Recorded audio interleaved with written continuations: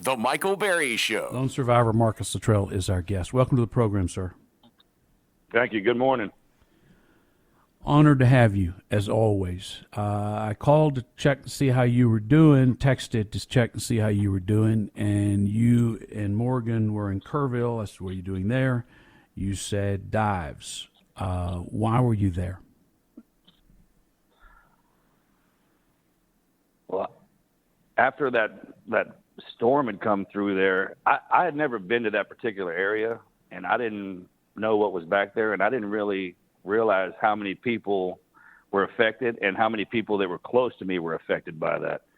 So the phone calls started coming out that our babies were in trouble. And it's different when adults, and I don't know why that is the way it is, but it just is. And anyone who has children knows this feeling. It's something that comes on to you after you have kids. But if anybody's kids are in trouble, and when this phone call started rattling in, that they needed an all hands on deck kind of deal, so we just packed up and rolled. When you pack up and roll, what do you pack up for a situation like that? Okay, so I have a go bag that's prepared at all times.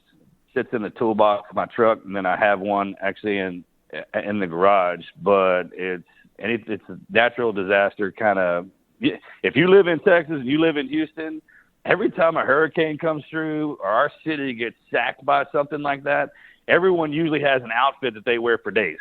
Mm-hmm. It's a minimalistic approach to anything. It's basically just a one layer or two layers of clothes, a toothbrush, and a fresh change of socks, and just get out the door and get there and go from there. Because in a situation like that, the only thing that you really need as a human being is sustenance, and that's just food and water. And that was provided when we got there. So you and Morgan rode together? He rolled out first. He rolled out Saturday morning, and I rolled out Sunday after church. I went in and got the prayer, do something up to the Almighty, and tell him what we were about to do. And where did y'all muster?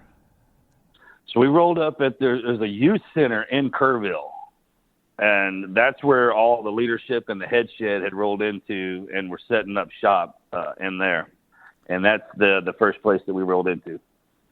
And then what happens from there? How do you get dispatched from there? So we were standing up kind of beside the wall there, and when Morgan got in, when I say all hands on deck, you couldn't believe who showed up there. I mean, every law enforcement agency that we had was represented in that. They call it the HQ or the talk. Depends on what branch of service you're in. We all have different names and acronyms for what that was.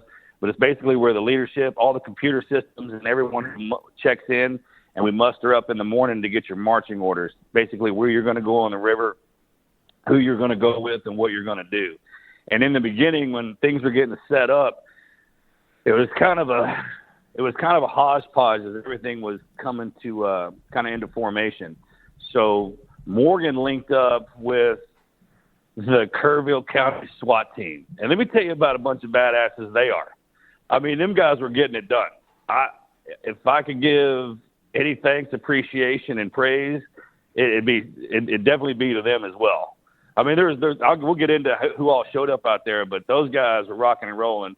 And their sole purpose was transport. So every time that we found a body, they would get called in to transport it to the ME. So he was riding around with them for the first couple of days, and then I was at Mystic in the water. Was the water still flowing pretty heavy at that point? No, I mean it had come down back into the banks. That was the crazy thing about it, Michael. When we rolled into town, and let me tell you something. Anybody who was out there saw this thing. So the minute I rolled in, I was right behind Morgan. The damage just kind of. It was all through the river and up the riverbanks and over the road, up probably about 200-300 yards into the houses. And the first thing I saw, and I've never seen anything like this. If you ask anybody who was there, they'll know about this thing. There was a guardrail that had been twisted so tight it looked like a Twizzler stick, like somebody had done it on purpose. And I mean, it was something that you had to stare at. It was kind of unbelievable. And then once you rolled in there, the cars were everywhere.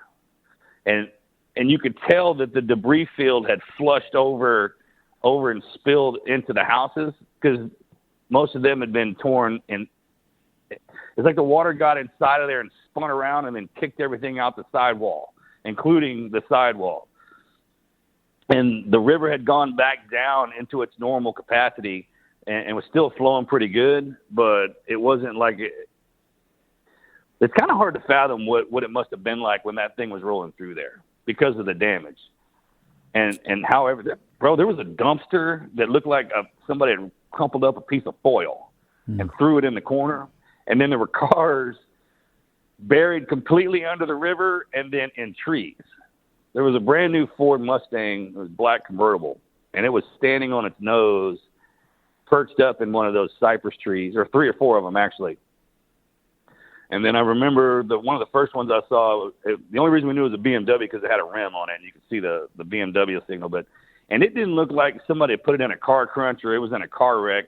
It looked like somebody had grabbed it with one of those excavators and thrown it into a mulching machine and then spit it back out and did it again.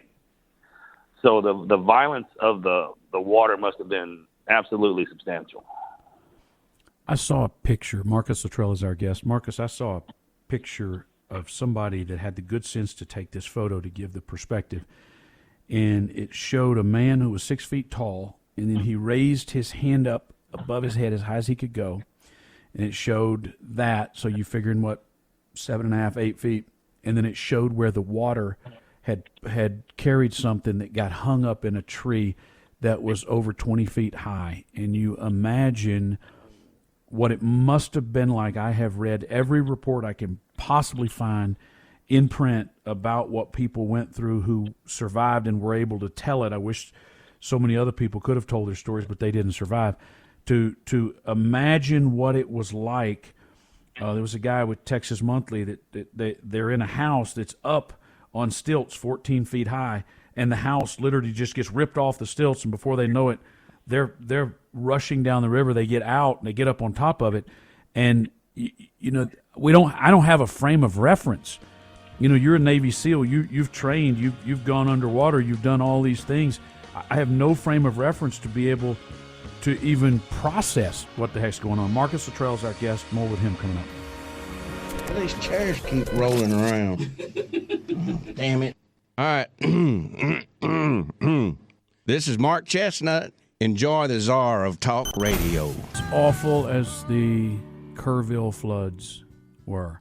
And, we use that for shorthand. I want to be clear. There were other counties who suffered terribly. But Kerrville itself was hit so hard. And a lot of folks in Houston especially knew many of the families at Camp Mystic and Camp La Junta. I know we did, and I know based on emails you've sent, many of you did as well. And so it just hits home even more so. I spoke to Pat Green this weekend, and he was in Houston for his brother's funeral, his brother's sister, and their kids. So, when the headlines are gone and the funerals continue and the recoveries continue, those families will suffer. As a number of you have emailed, there is no closure. It's just another step. There's time. Things are different, but there is no actual closure. A number of folks emailed me to tell me that. So Marcus Luttrell, like so many people, and his brother Morgan, the congressman, were there to help in any way they could. I know that just their, he won't like the word, but celebrity status, notoriety, meant a lot to a number of people because I heard from people, hey, the Luttrell brothers are here. Most people didn't know which one was which because they're twins. I'll tell you, because Morgan's skinnier now and Marcus has more facial hair, it's a lot easier to tell them apart. But I know that meant a lot to other people that they were there, and a number of other people were. So many law enforcement came from across the country, as Marcus said. Marcus, you were talking about being there at Camp Mystic and seeing what had happened, and that's where we lost the most lives in one single spot. If you would continue kind of with what you saw there, it's just hard to believe. This 100-year-old facilities, so many traditions, so much legacy going through that place, so many girls that went on to be moms and grandmothers and civic leaders and political leaders and educators went through that place. There's a lot of tradition there. You could see that too. That it was definitely a legacy camp. You could feel that when you went in there. And let me tell you something. When we got our footing in there, and we were there to support those that were supporting, and when the first thing you saw was the DPS. When they came in and locked the roads down, and usually when I'm having to deal with the DPS, it's because I've been doing something wrong, right? And I'm usually in trouble. They were so professional, and they locked that stuff down. And then the game wardens showed up. And when they showed up, they started doing their thing. They were working the rivers. And again, I usually don't run into them unless I'm trying to get away with something. And they were awesome. And they started bringing in the cadaver dogs. Now, the only way we got anything done, because we started with our hands with shovels, and the civilians were in there with chainsaws, and then the cadaver dogs showed up and started spotting the bodies. And I don't know if a lot of people are familiar with excavators and what an excavator is. It's a tracked vehicle, has that huge arm on it. When those boys showed up, those excavator drivers, it was a game changer. They won't ever get any credit. Let me tell you something. There was this country boy sitting on one of those excavators, and his wife was with him. And she sat on the outside of that machine on the top of it with her arms on that rail, laser locked on those piles that we were uncovering, because they would come in there, and a great excavator driver is worth more money than anything. And he would scratch the surface so not to disrupt or do any more damage to any of those bodies. And she would see a piece of clothing or something and stop all movement, and we'd go in there and hit the pile, pull out some shoes or clothes or something like that, and then she'd get back. She didn't move all day. Wow. She sat on the outside of that machine all day. And let me tell you something. Those excavator drivers and those skid steer drivers, thank God for country rednecks. They're one of the best blessings that Texas ever had and the United States ever had. Because when they show up, they are all business. No one ever focuses on them, but you want to know the people who came in and made the difference was those excavator boys and those skid steer drivers and those cadaver guys. And then that in itself was just an absolute game changer. And then, oh my God, man, the Christians showed up, and I'm talking about the rednecks that had the cutoff Wranglers and the rock and roll T-shirt with a neck cut out, right? Yep. And they would throw up the barbecue pits and sit there day and night. No one ever paid for any food. You didn't pay for any water. It was kind of a utopia on the outside of it. And then when you walked into the valley to go to work, it's like you knew when you got out of there was somebody that had your back. Everyone was there for the same purpose. And it was unbelievable, the camaraderie. God bless Texas, man. I still don't have vocabulary to tell you how wonderful when you have the people and the police and everybody working in unison. And I think the only time that ever happens is when we go through tragedy. I mean, most everybody else is kind of dealing with their lives day to day, and then the police are there to help us stay in the lanes trying to get through our lives. But man, when we come together, it was a force to be reckoned with. That in itself is what allowed you to get in there every single day, because you saw people from all walks of life in there for a common purpose. Everybody was getting along. There wasn't any problems. And it was just amazing to see that. And I'll never be able to express my thanks to those excavator drivers. I mean, them country boys, I'm talking about the ones that were on their daddy was an excavator driver, and they were sitting on their lap, at 4 years old, learning the controls on that thing. Because when they would maneuver in through those cypress trees on the side of those rock ledges, the debris field was so extensive that was what was slowing the pace. And when they got in there with those cadaver dogs, it was just a game changer. It was an absolute game changer. I mean, you won't be able to thank them enough. If anybody deserves praise, it's the police officers and them country boys on those machines, for sure. Marcus Luttrell is our guest. Were any of the family members there alongside y'all? Did you spot them during all of this? Because I know that had to be tough. Yes, sir. Absolutely. They came into Mystic while I was standing in there, and there was people at Camp Mystic in itself that had kind of frontline control with them. Okay, so they wanted us to collect their valuables, and we really weren't doing that in the beginning because that was the hardest part. if you want to know what I thought was the most difficult, is their stuff was everywhere down the river. So you would find stuff with their trunks with their names on it, or their little CD cases, or their towels, and then they had their shorts and stuff like that, and all had their names in it. And we were hunting down. There's teddy bears in particular that we were after, and it's just kind of anything that we could find of theirs to bring back to them was because the anticipation was worse. It's kind of like getting into a fight. Before the fight is what's worse. I mean, so you're walking around and you're hoping you find something, but then you're hoping you don't find something. That kind of mentality. But the whole time you're doing that, you're seeing evidence that they're there. It's like that it was brewing up. And we collected as much of that as we possibly could for the families. And, it as well as I do. I mean, our Texans, we've been through so much in the last 20 years that it's just, you don't know what to say to them. You just want to be there for them.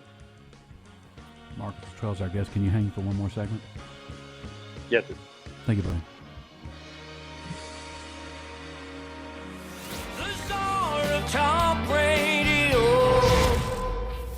Marcus Luttrell is our guest. Marcus, I don't know if you've seen this photo. The Associated Press put it out. The caption that the Chronicle ran with it says, "A sheriff's deputy pauses while combing through the banks." Let me see if I can go back to that. While combing through the banks of the Guadalupe River near Camp Mystic, Saturday, July 5th, 2025, after a flash flood swept through the area.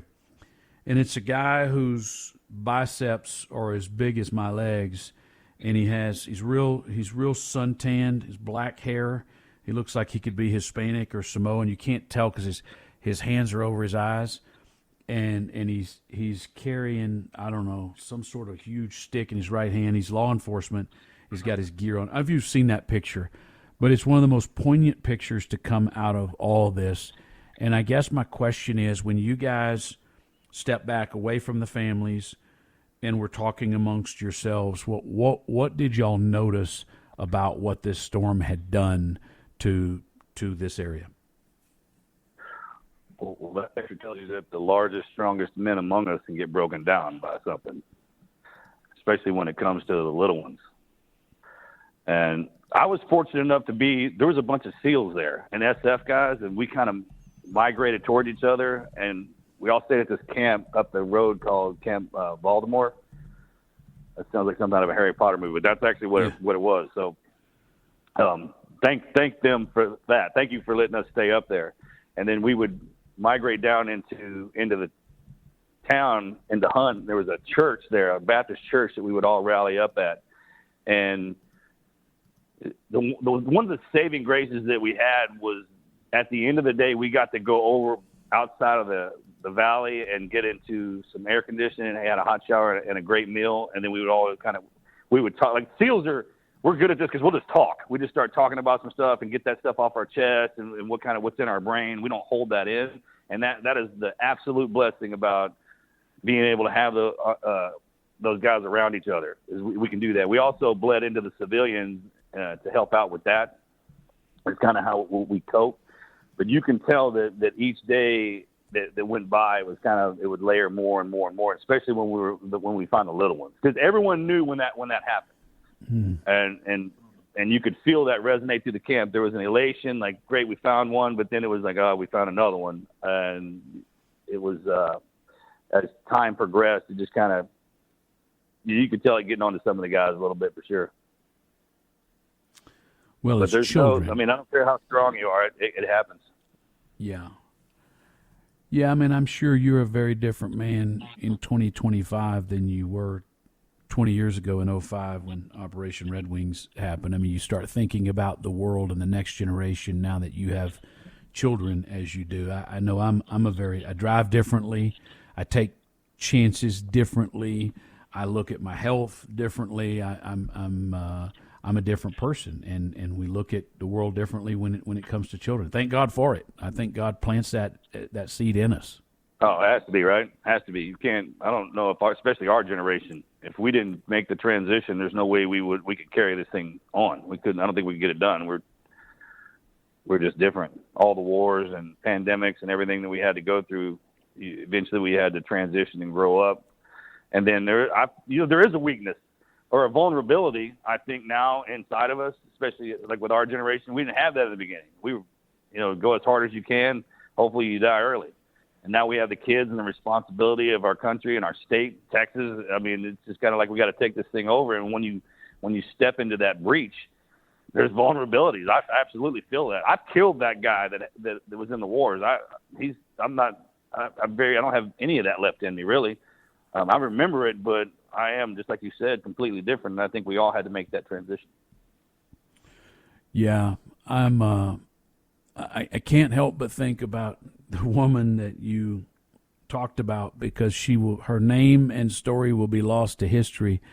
But the wife who never expected herself, I don't know if she's a stay-at-home wife or she was off from work or whatever, and there she is with her husband whose name nobody knows, and he's on the excavator, and she's out there focused, and nobody's patting her on the back other than you now, and we don't know her name.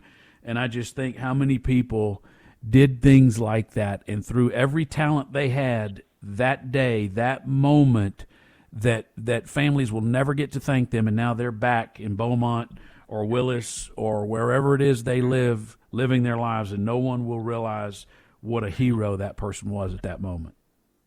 There was some people out there. There was one guy named Dave.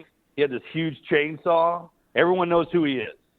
And then there was a diver named Diver Dale, and you'll never forget him. And that guy on that excavator with his wife, and I wouldn't know if they wanted me to say their names. I will never.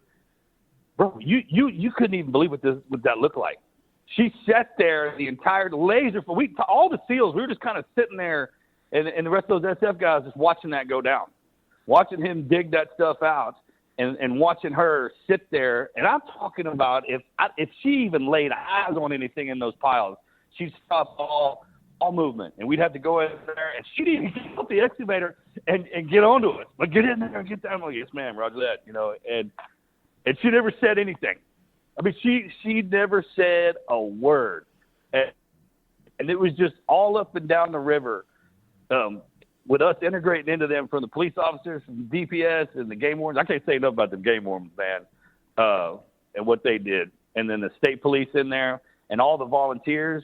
God bless Texas and our people, because when the SEALs came in there, we were just – I remember us talking about how I actually felt it's the first time in a long time that I had felt good again. And I know it sounds weird because I have the greatest life ever, but there's a feeling that goes when you're in that environment that we were trained for, and it rejuvenated my life into where I just reminded me how thankful I am to have all of this, and especially have those guys and those teammates of mine, and showed up there, and they were coming in left and right and doing that. And then just getting out of Dodge afterwards, never saying a word. And what you said is true. There's so many people that came in there and did that, you won't even know who they are. But we'll remember them. You'll never forget them. And we gave them all nicknames, or you'll remember what they did, even if you don't remember their name. But it's forever burned inside of our brains, because we talk about it all the time, 100%.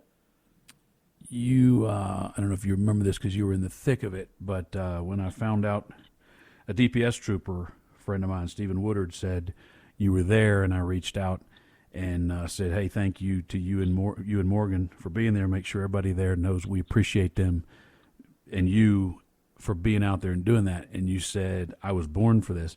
I really do believe God plants in each one of us a skill set, and there are certain we all have to do our part, but there are certain people that are drawn to a moment like this because you've got the skill, the talent, the ability to push through it when maybe the rest of us wouldn't have been able to handle some of what you've seen and done in your life. But it's fantastic. And you're right. The message of this is it really is the best of Texas. It's the best of our people. And it takes a tough moment like this to remind us of it. We love you, Marcus Luttrell. Thank you, brother. Yeah, I love you, brother. I think about that woman there with her husband.